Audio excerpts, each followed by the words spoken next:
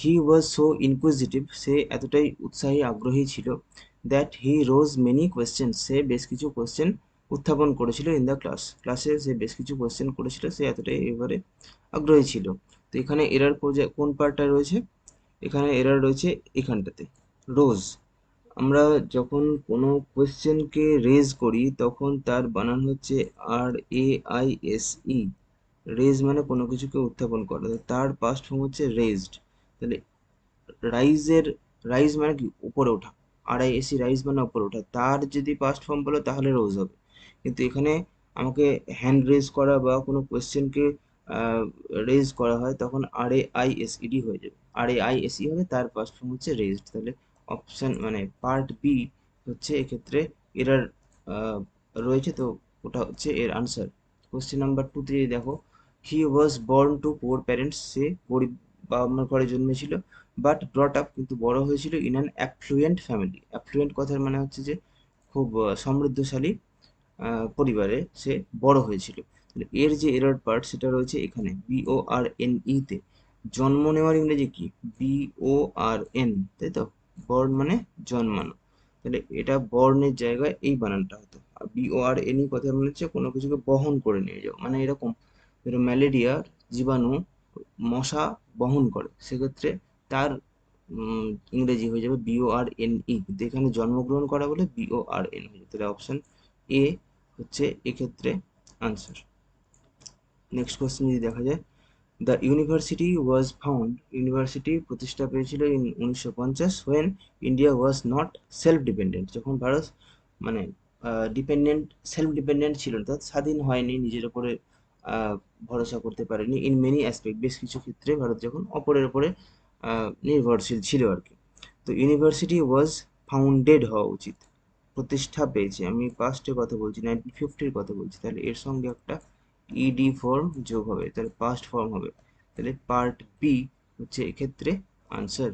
ওকে, আচ্ছা question number 4 এ যদি দেখি, আই কমপ্লেন্ট আগেনস্ট হিম, আমি তার বিরুদ্ধে অভিযোগ করেছিলাম, অ্যাজ যেহেতু, ইনস্পাইট অফ এটা সত্ত্বেও, মাই রিপিটেড ওয়ার্নিং, আমার বারবার তাকে ওয়ার্নিং দেওয়া সত্ত্বেও, হি ফেইল্ড টু, সে ব্যর্থ হয়েছিল, টু মেন্ড হিজ ওয়েজ, তার রাস্তা পরিষ্কার করতে, তার শোধার, নিজের মধ্যে শোধার আনতে সে ব্যর্থ হয়েছিল। তাহলে এখানে যে এরার পার্ট সেটা হচ্ছে এটা কমপ্লেন্ট, এটা এখানে লেখা আছে, এটা হচ্ছে নাউন, এর ভার্ব ফর্ম এখানে চাই, সাবজেক্ট আমি, তারপরে কি চাই, ভার্ব ফর্ম। ভার্ব ফর্ম হচ্ছে কমপ্লেন, কোনো কিছুর এগেনস্টে অভিযোগ করা, COMPLAIN, কমপ্লেন হচ্ছে ভার্ব। তাহলে এটা এখানে তো কমপ্লেন্ড, ইডি কমপ্লেন, তার সঙ্গে ইডি কমপ্লেন্ড, তাহলে পার্ট এ তে হচ্ছে এরর রয়েছে, ঠিক। আচ্ছা নেক্সট দেখা যাক, question number 5 A, failure must not have, ব্যর্থ যদি হই তার must not have permanent effect, মানে একটা পার্মানেন্ট স্থায়ী কোনো প্রভাব থাকার কথা নয় অন আ পার্সন, একটা মানুষের উপরে, বিকজ এই কারণেই, অনলি দ্য টাফ সার্ভাইভ, যে রাফ অ্যান্ড টাফ হবে শুধুমাত্র সেই সার্ভাইভ করবে বা সেই বেঁচে থাকবে, সে উত্তরণ করবে তার। এই হচ্ছে সেন্টেন্স। এর যে এরার পার্ট সেটা হচ্ছে এই জায়গাটাতে, failure must not have permanent effect, এখানেও দেখো এটা হয়ে গেছে, এটা হয়ে গেছে ভার্ব, এটা হয়ে গেছে ভার্ব, কিন্তু এখানে আমার পড়তে হতো নাউন।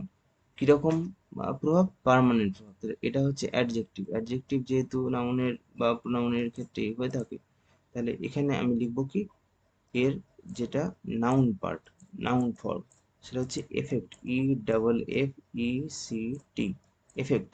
তাহলে এই জায়গাটাতে হচ্ছে আমার ভুল, পার্ট বি তে রয়েছে সেই ভুল, তাহলে বি হয়ে গেল এক্ষেত্রে আমার আনসার।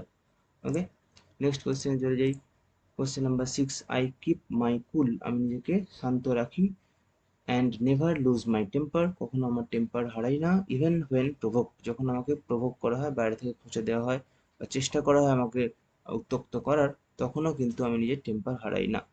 এর যে আনসার সেটা এখানে লুকিয়ে আছে, LOOSE, লুজ মানে হচ্ছে আলগা করে দেওয়া, কিন্তু এখানে না হারানোর কথা বলা হচ্ছে, তো LOSE হবে, ঠিক। I and never lose my temper, LOSE হবে, ঠিক। আচ্ছা নেক্সট কোশ্চেন চলে যাই আমরা, কোশ্চেন নাম্বার 7, সেখানে বলছে হি লাইড অন দ্য গ্রাস, সে ঘাসের ওপর শুয়ে পড়েছিল। ফর আওয়ার্স, বেশ কয়েক ঘন্টা। এনজয়িং দ্য কুল ব্রিজ, ঠান্ডা ঠান্ডা বাতাস বইছিল তো সেটাকে সে এনজয় করেছিল। তাহলে এখানে কি হবে, LIE, লাই মানে হচ্ছে শুয়ে পড়া, তার যেটা পাস্ট ফর্ম সেটা হচ্ছে লে, সেটা হচ্ছে লে। কোশ্চেন নাম্বার 7-এ ছিল, হ্যাঁ এই যে দেখো, এটা হচ্ছে লে, LAY, লে, লাইড নয়। LIE, লাই মানে যখন মিথ্যে কথা বলা হয় তখন তার পাস্ট ফর্ম হয়ে যায় LIED, লাইড। কিন্তু যদি আমি শুতে চাই তার পাস্ট ফর্ম হচ্ছে LAY। তাহলে পার্ট এতে সেই এরারটা রয়েছে, তাহলে এটা হয়ে গেল আমার আনসার। আচ্ছা, কোশ্চেন নাম্বার 8 যদি যাই, তাহলে বলছে ডিউরিং দ্য রেইনি সিজন, বর্ষার সময়ে মেনি রিভার্স ওভারফ্লু, বেশ কিছু রিভার ওভারফ্লো করেছিল, দেয়ার ব্যাঙ্কস, তাদের যে উপকূল সেগুলোকে ছাপিয়ে গেছিল, অ্যান্ড কজড গ্রেট ডিফিকাল্টি, এবং বেশ কিছু বেশ সমস্যার তৈরি করেছিল আর কি। তো এখানে যেটা এরার পার্ট সেটা হচ্ছে এই পার্টিকুলার জায়গাটাতে, যে ওভারফ্লো। দেখো, বাড়িতে যে জলের ট্যাঙ্ক আছে সেটা ওভারফ্লো করে, তাহলে ওভারফ্লো এর যেটা পাস্ট ফর্ম সেটা হচ্ছে ওভার ওভারফ্লো।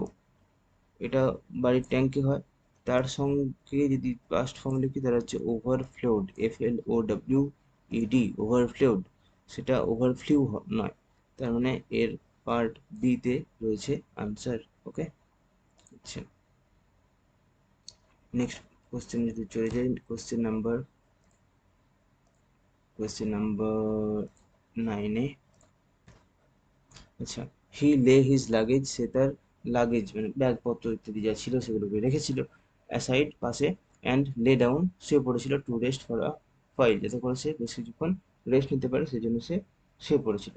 এক্ষেত্রে যখন LAY, লে মানে কোনো কিছুকে রাখা বোঝাচ্ছে, তখন তার ফার্স্ট ফর্ম হচ্ছে লেড, অর্থাৎ বানানটা হবে LAID, অর্থাৎ সরি, তার ফার্স্ট ফর্ম হবে লেড, অর্থাৎ LAID, ঠিক। তাহলে হি লেড হিজ লাগেজ, ব্যাগপত্র রেখে শুয়েছিল এবং কিছুক্ষণ রেস্ট নিয়েছিল। সে পার্ট এতে সে আনসারটা রয়েছে, তাহলে পার্ট এ হয়ে যাচ্ছে এক্ষেত্রে আনসার। ভিডিওটা তোমার যদি ভালো লাগে, পড়ানোর স্টাইলটা যদি পছন্দ হয়, অবশ্যই কিন্তু কনসিডার লাইকিং, বন্ধুদের সঙ্গে শেয়ার করো, অবশ্যই জানাও যে তুমি আহ, কেমন লাগছে তোমার, এই ধরনের তুমি এক্সারসাইজ চাইছো কিনা, বা আমার সঙ্গে তোমার আনসার মিলছে কিনা। আর চ্যানেলে যদি নতুন হও সাবস্ক্রাইব করতে কিন্তু ভুলো না, এটা আমার দিক থেকে রিকোয়েস্ট থাকলো। কোশ্চেন নাম্বার 10-এ চলে যাই আমরা, সেখানে বলছে যে, ওকে, হ্যাঁ, কোশ্চেন নাম্বার 10 বলছে when calamity fail the village, যখন বিপর্যয় এলো গ্রামে, দে ফেসড ইট ব্রেভলি, তারা সাহসিকতার সঙ্গে এটার সম্মুখীন হয়েছিল। যখন আহ, এরকম ঘটনা ঘটলো তখন তারা সম্মুখীন হলো, সাহসিকতার সঙ্গে এটার সম্মুখীন হয়েছিল। তাহলে এখানে এরারটা হচ্ছে এই জায়গাটাতে। দেখো, ফল, FALL, ফল মানে কোনো কিছু পড়া, তার যেটা পাস্ট ফর্ম সেটা হচ্ছে ফেল, FELL। কিন্তু এখানে যখন কোনো ঘটনা ঘটেছে সেক্ষেত্রে কিন্তু আমাকে লিখতে হবে বি ফল, আর তার ফার্স্ট ফর্ম হবে বি ফেল, অর্থাৎ যেটা দেওয়া আছে তার সঙ্গে একটা বি অ্যাড হবে, befall. When calamity befell the village, they faced it bravely. তাহলে এটা হচ্ছে পার্ট এতে আছে, খুবই ইম্পর্টেন্ট এই কোশ্চেনটা, ঠিক। আচ্ছা, নেক্সট দেখা যাক, question 11, the assassin was convicted, অ্যাসাসিনকে কনভিক্ট করা হয়েছিল, তাকে দোষী সাব্যস্ত করা হয়েছিল, and order to B Hang, এবং অর্ডার করা হয়েছিল যেন তাকে ঝুলিয়ে দেওয়া হয়।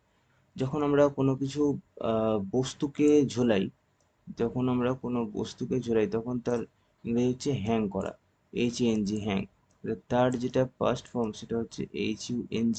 কিন্তু যখন আমরা ফাঁসি দিতে চাই তখন আমরা যে এটা লিখবো সেটা হচ্ছে হ্যাংড, HANGED, হ্যাংড। তার মানে এখানে এটা হবে হাং নয়, হ্যাংড, HANGED। এটা ভীষণ ইম্পর্টেন্ট, যখনই ফাঁসি দেওয়া হবে কাউকে, হ্যাঁ, তার যে ইংরেজি সেটা হবে হ্যাংড, HANGED, তার পাঁচটা হবে হ্যাংড, হেভি ইম্পর্টেন্ট। আচ্ছা, কোশ্চেন নাম্বার 12-এ চলে গেলাম। ইফ আই লিভ নাও, আমি যদি এখন মানে বেরিয়ে পড়ি।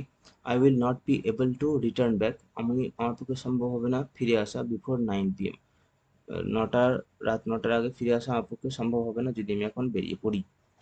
এর যেটা এ আছে, ডেইলি, অনেকে অনেকে কি করে, রোজ ডেলি প্যাসেঞ্জারি করে, রোজ ডেলি প্যাসেঞ্জারি করে, এরকম ইংরেজি এটা হয়ে গেছে। রিটার্ন মানেই ফিরে আসা, আবার লেখা হয়েছে ব্যাক, তাহলে এই ব্যাকটার এখানে কোনো প্রয়োজনীয়তা ছিল না। ঠিক, তাহলে এটা হচ্ছে এর এরার পার্ট, বুঝা গেল? Okay, question number 13। Question number 13-এ বলা হয়েছে যে when the company offered him a purse on his retirement, company যখন তাকে অফার করলো কিছু টাকা পয়সা ইত্যাদি তার রিটায়ারমেন্টের সময়, হি রিফিউজড টু এগ্রি ইট, তিনি প্রত্যাখ্যান করলেন এবং এটার সঙ্গে রাজি হলেন না, এরকম একটা মানে। কোম্পানি তাকে টাকা পয়সা দিতে চেয়েছিল কিন্তু তিনি রাজি হলেন না। তাহলে আমাকে যখন কেউ কিছু দেয় তখন আমি রাজি হব না নাকি সেটা গ্রহণ করব না, তাই না? এটা হতো এখানে, তিনি সেটা গ্রহণ করেননি, এগ্রি নয়, তিনি সেটা অ্যাকসেপ্ট করেননি, ACCEPT, অ্যাকসেপ্ট, এটা সি, হ্যাঁ, অ্যাকসেপ্ট করেননি। তাহলে when the company offered him a purse on his retirement he refused to accept it, তাহলে সেগমেন্ট সি তে রয়েছে এটার এরর, তাহলে সি হচ্ছে এর answer. Question 14, the timid creature, ভীতু পোকামাকড় ইত্যাদি, was driven into a narrow lane, তাকে তাড়া দেওয়া হয়েছিল যাতে একটা সরু রাস্তার উপর দিয়ে সে যায়, হোয়ার ইট ওয়াজ স্লিউড বাই দ্য কিডন্যাপার, সেখানে ওকে যে কিডন্যাপ করছিল সে তাকে হত্যা করে, হ্যাঁ, সে তাকে ওখানে হত্যা করে। তো SLAY স্লে করা মানে তো এক্ষেত্রে হত্যা করা। তার যেটা লাস্ট ফর্ম V3 ফর্ম সেটা হচ্ছে স্লেন, অর্থাৎ এখানে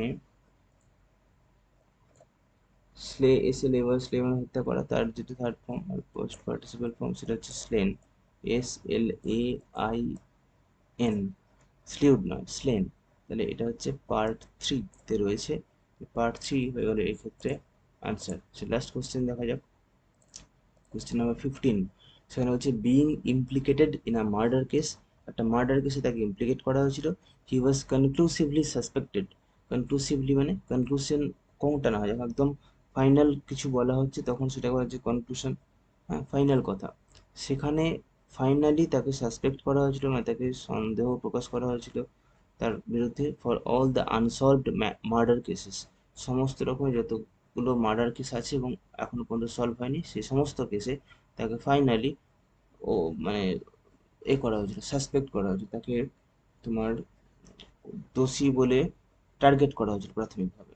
যখন আমরা কনক্লুসিভলি কথাটা ইউজ করছি তখন অ্যাকচুয়ালি তাকে কনভিক্টেড করা উচিত, তাকে অভিযুক্ত করা উচিত, এক্ষেত্রে কিন্তু তা নয়, প্রাথমিকভাবে তাকে মনে করা উচিত যে সে হচ্ছে সাসপেক্ট, সে কিন্তু ফাইনালি কনভিক্টেড নয়, ফাইনালি যে দোষী সে হচ্ছে কনভিক্টেড, কিন্তু প্রাথমিকভাবে যাকে সন্দেহ করা হয় সে হচ্ছে সাসপেক্টেড, যেহেতু কনক্লুসিভলি উল্লেখ করা হয় তাহলে সাসপেক্টেড এক্ষেত্রে হবে না।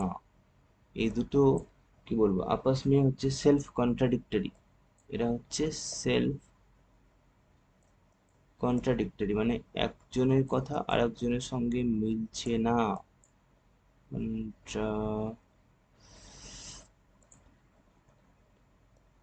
পরিষ্কার করে লিখে দিই, self contradictory, CONTRA, contradictory, DICTORY,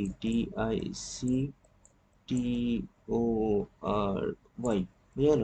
contradictory, CONTRADICTORY, self contradictory মানে একজনের একটার অর্থ আরেকজনকে কেটে দিচ্ছে। যখন রয়েছে কনক্লুসিভলি তখন হওয়া উচিত কনভিক্টেড, প্রাথমিকভাবে হলে তখন হতো সাসপেক্টেড। তাহলে এইখানটাতে হচ্ছে আমার এরার, পার্ট বি তে হচ্ছে আমার এরার। এটাই ছিল লাস্ট কোয়েশ্চেন। তো ওভারঅল ভিডিওটা কেমন লাগলো অবশ্যই সেটা কিন্তু কমেন্টে জানাও। ভিডিওটা ভালো লাগলে লাইক করো, বন্ধুদের মাঝে শেয়ার করো, চ্যানেল নতুন হলে প্লিজ সাবস্ক্রাইব ইট। দেখা হচ্ছে নেক্সট ভিডিওতে। Thank you for watching.